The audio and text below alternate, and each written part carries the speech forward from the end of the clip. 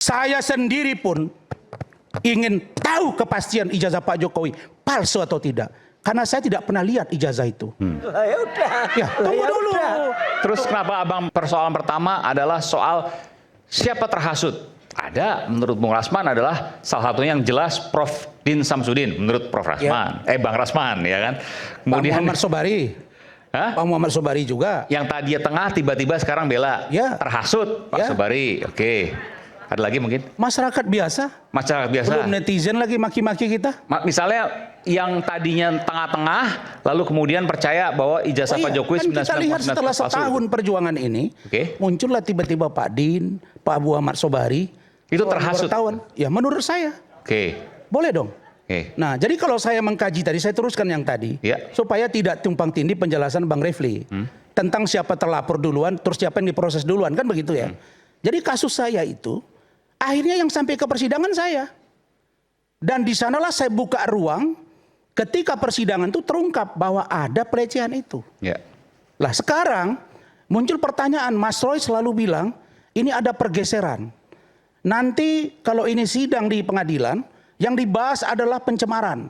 Bukan ijazah, tidak begitu. Pokok perkaranya, bentar Bang, ini pengalaman saya Bang. 8 bulan saya sidang, tiap minggu itu ada medianya. Termasuk iNews, saya terima kasih. Apa itu? Dalam persoalan pertama, saya dilaporkan pencemaran nama baik. Apa yang saya cemarkan? Nama baik seorang pengacara. Terus poinnya apa? Saya mengatakan dia dilecehkan, melecehkan. Maka pokok perkaranya apa? Pelecehan seksual, dugaan. Nah, kalau persidangan ini terhadap Mas Roy Suryo 100% pasti yang akan dibahas adalah ijazah Pak Jokowi.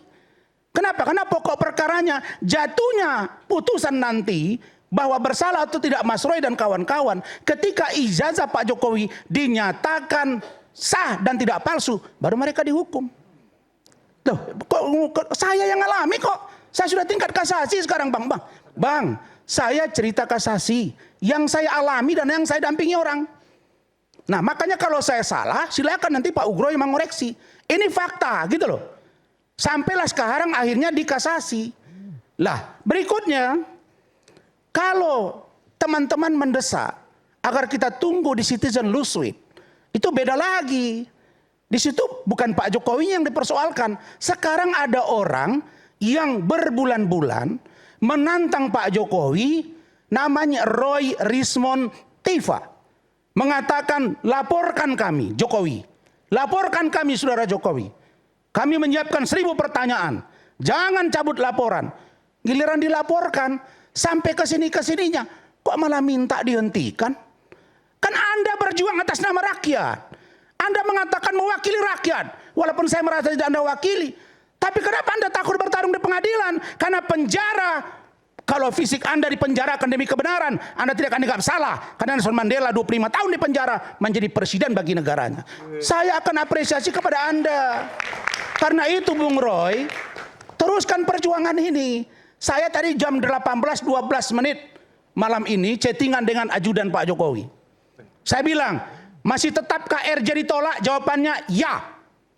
Ya, kalau ini tidak lagi ada RJ, terus Irwasum suruh menghentikan, tidak ada dasar yang bisa menghentikan itu. Yang bisa Kadif Propam, Bang Ugro dulu.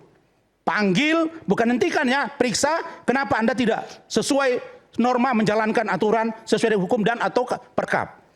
Tapi yang namanya Irwasum tidak punya kewenangan.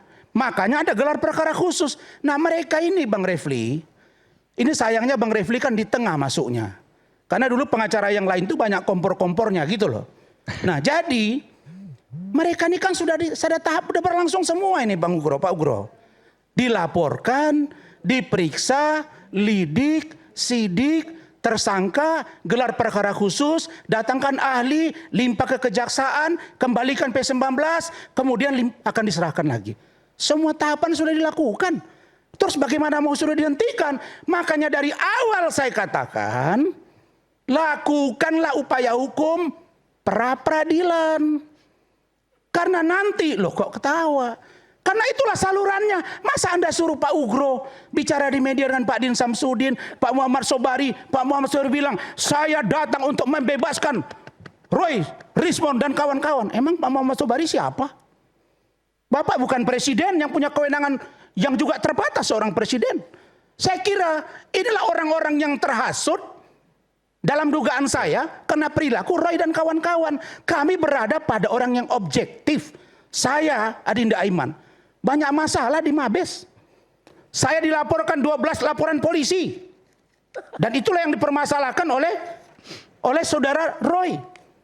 Alhamdulillah Pak Ugro. 4 tahun saya berjuang 12 laporan polisi. Dihentikan semuanya. 12 ya? Ya. Bukan karena Anda bela polisi selalu. Tidak. Loh, ini 2024. Apa urusannya? Itu Juni berhentinya 2024. Oke. Nih, 12 laporan polisi, ijazah palsu saya dilaporkan. Nah, apa Saya kaitannya Anda mau katakan itu? Saya mau katakan saya dilaporkan ijazah palsu. Oke. 12 laporan polisi, 8 orang ijazah palsu, ada 4 lagi penipuan, penggelapan, pelecehan seksual. Semuanya sudah SP3 2024. Belum ada urusan ini. Nah, saya merasa bahwa ada yang tidak benar di dalam. Tapi dari mana memperbaiki Polri? Tentu dari kepalanya. Kalau masih banyak orang yang besar di Polri yang ingin memperbaiki Polri dari kepala, maka ekornya pasti akan baik. Saya berharap Pak Ugro sebagai pejabat penting di Polri dulu, tentu masih punya jaringan. Mereka punya yang namanya keluarga besar Purnawirawan Polri. Yang ketuanya Pak Bambang Hendarso Daruri. Banyak orang yang nanya ke saya, Pak Ugro. Pak Ugro sejak 2015 kenapa ya kritis sama Polri? Waktu Pak Ugro jadi Wakapolri, ada kasus Pak Susilo Dwaji. Saya punya rekam jejaknya nih Bang. Mohon maafin ya Bangku. Bahwa waktu Pak Ugro dulu menangani kasus Pak Susilo Dwaji, itu Pak Ugro sempat berbeda pendapat tuh sama Kapolri.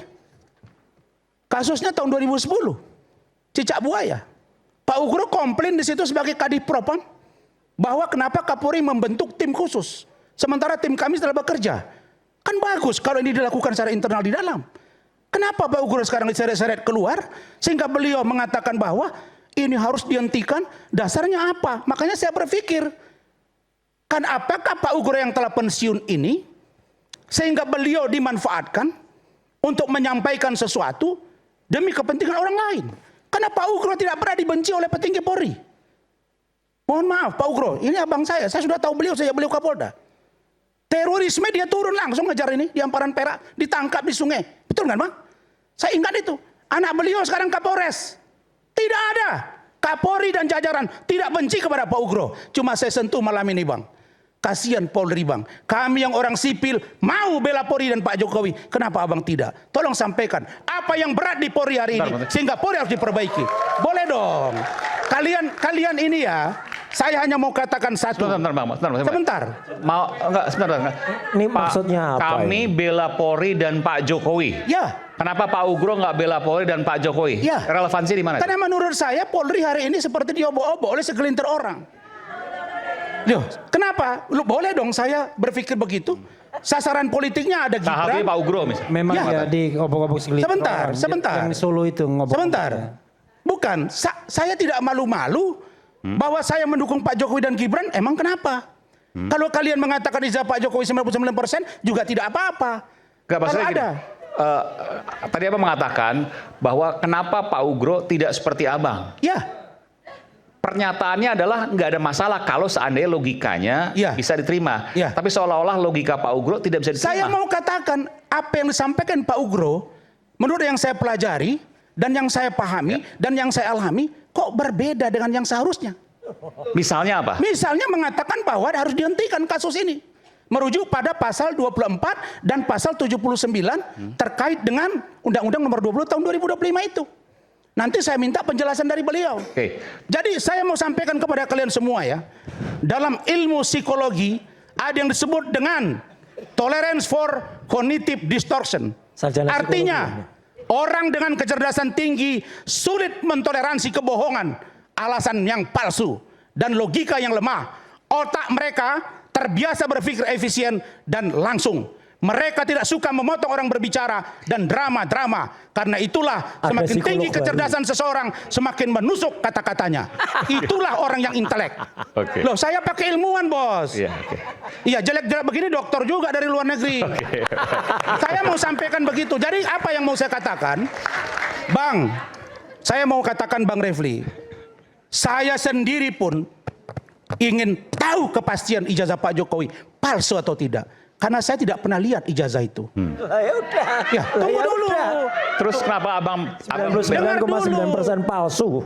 Makanya saya bilang, saya tidak pada posisi untuk melihat mana ijazah itu. Perkara diperlihatkan ke saya sudah pernah lihat sekilas, dengan saya lihat langsung kan beda, Bos. Kalian ini sok tahu semua tentang saya. Yang saya katakan, saya percaya dengan Rifai dan kawan-kawan yang sudah melihat ijazahnya. Saya percaya kepada Polri yang sudah menguji lab dan memastikan. Nah, pertanyaannya, dari Gajah Mada, bagaimana seorang Pak Ugro yang orang Polri penting, pernah Kasat Reskre juga, Kasat Serse juga, fotokopi, Bang, dijadikan dasar untuk menyebut bahwa ijazah seseorang 99,9% palsu. Bentar, ini pertanyaan paling dasar. Iya. Abang tidak pernah melihat abang tidak tahu ijazah Pak Jokowi asli atau palsu, tapi kenapa kemudian abang membela Pak Jokowi? Begini. Kok mati ya? Enggak. Tes. Selang. Tes. Begini. Kita ketawa. Begini. Iya. Makanya Roy, dengarin ngomong saya baik-baik. Saya melihat secara utuh, saya pegang ijazah itu lama, tidak. Tapi saya melihat sekilas iya. Dan apa yang saya lihat, apa yang saya dengar dari Dian Sandi, apa yang saya dengar dari Rifai, apa yang saya dengar dari Yakub, saya pernah ketemu dengan Yakub Hasibuan. Apa yang saya lihat, yang diposting, yang diributkan oleh Roy dan kawan-kawan, memang tidak sama.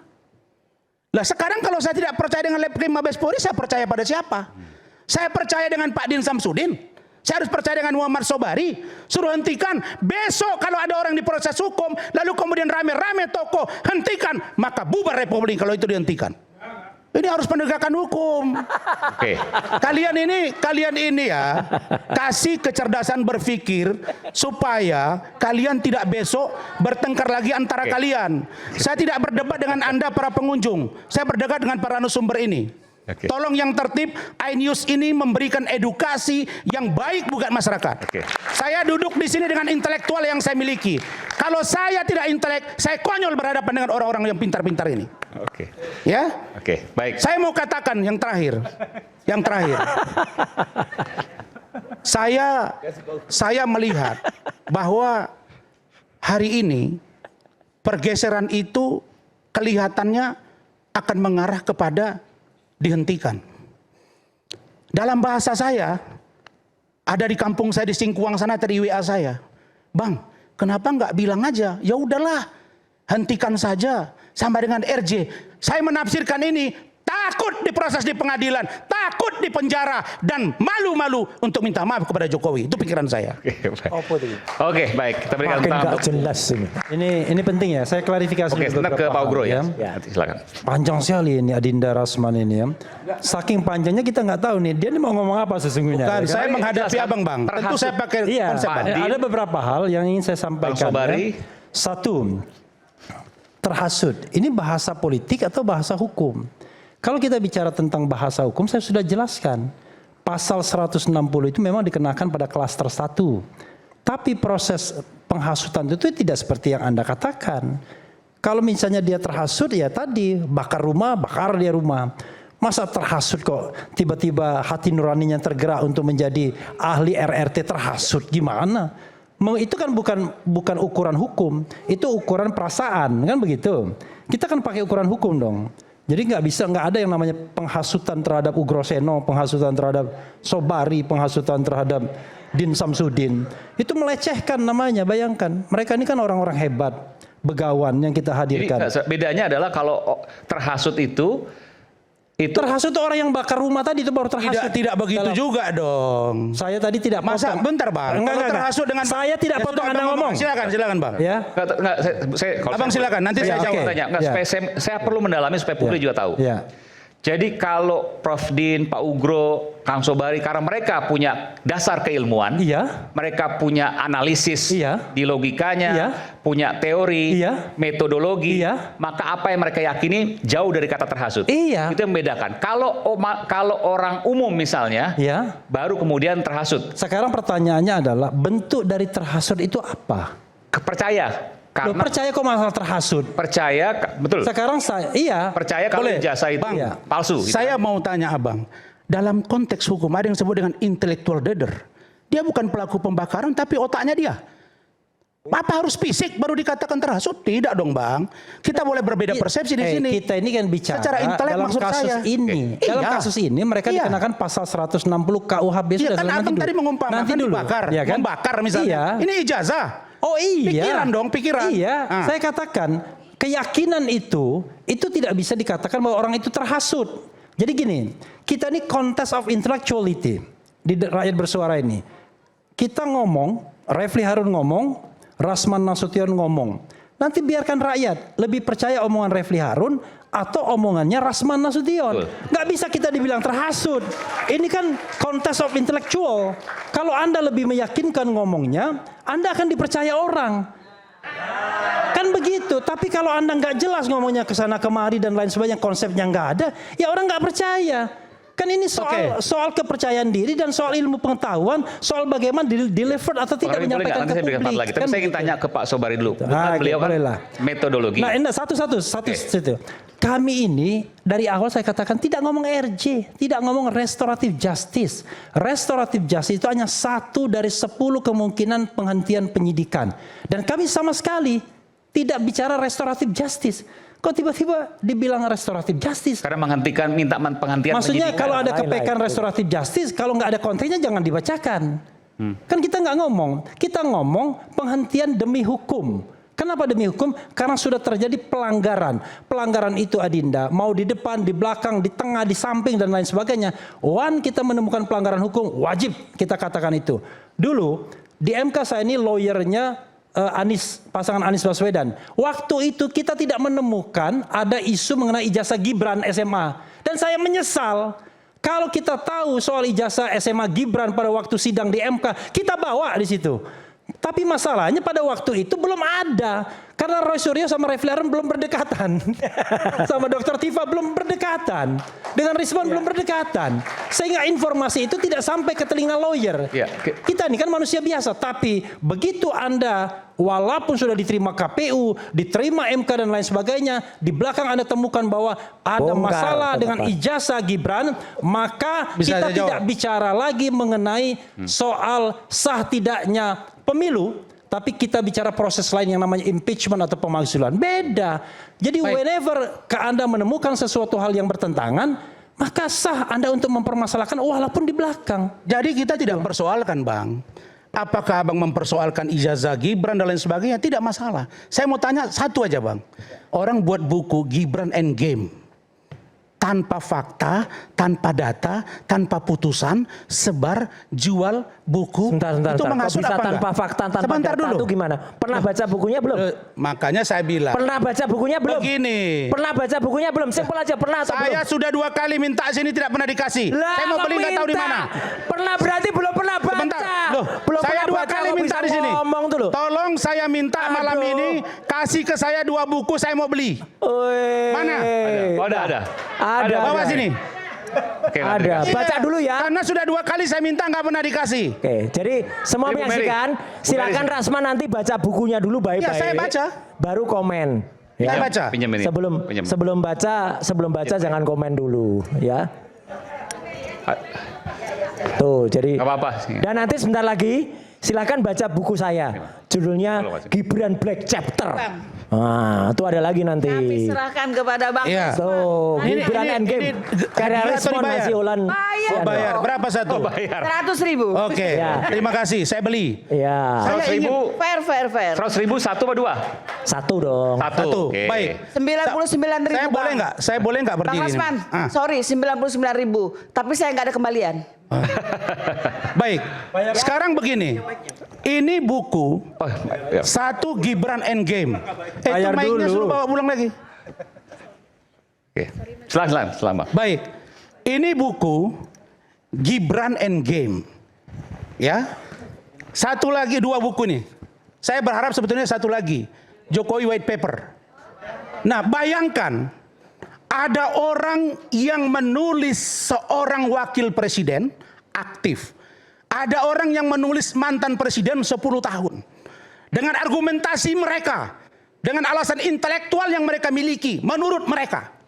Apakah memenuhi kaidah atau tidak, tesis, skripsi dan lain sebagainya. Kita ini dokter semua.